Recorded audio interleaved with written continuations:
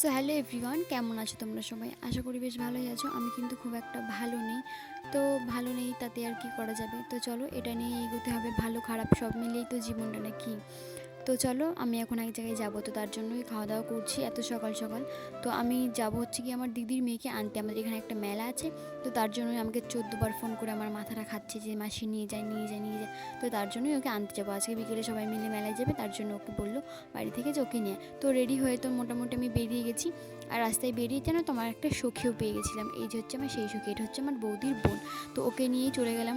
আর দেখো গ্রামে থাকি বস, আমরা গ্রামের প্রকৃতিটা যে জাস্ট সুন্দর। এখন তো সর্ষের সময়, মানে এখন সর্ষের চারিদিকে শুধু হলুদ হলুদ ফুল, যা লাগে না দেখতে, জাস্ট অসাম।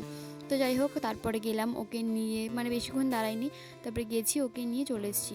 তারপরে এই যে হচ্ছে কি আমার দিদির ছোট ছেলেটা, যা দুষ্টু বাবারে বাবা। তো যাই হোক তারপরে তিন মূর্তি বেরিয়ে পড়েছে আবার বাড়ির উদ্দেশ্যে, কারণ আসতে না হলে অনেকটাই লেট হয়ে যাবে, তো তার জন্যই বেরিয়ে পড়েছিলাম বাড়ির উদ্দেশ্যে।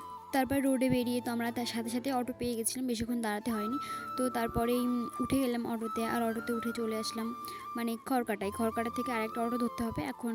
তো তারপরেই আমাদের পানপুরে এসে নামিয়ে দেবে, তো তারপরে চলে যাবো বাড়িতে। তো যাই হোক তারপরে এই এই অটোটায় কী হয়েছিল, দুটো সিট ফাঁকা ছিল, তিনটে সিট ছিল না।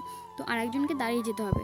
তো আমাদের না হলে এই অটোটা ধরতে না পারলে লেট হয়ে যাবে, তো তার জন্যই আমরা আরেকটা দিদিভাই বসেছিল, সে বললো তোমরা তো কখনো দাঁড়িয়ে যাওনি, ছোটো মানুষ, তো তোমরা বসো, আমি বরঞ্চ দাঁড়িয়ে যাই। তো তার জন্য সে দাঁড়িয়ে গেছিলো আর আমরা সবাই বসে এসেছিলাম। তো যাই হোক তারপরে হচ্ছে কি আমরা বাড়ি আসার সময় 3টে আইসক্রিম কিনে তিনজনে খেতে খেতে চলে এসেছি। তো বাই।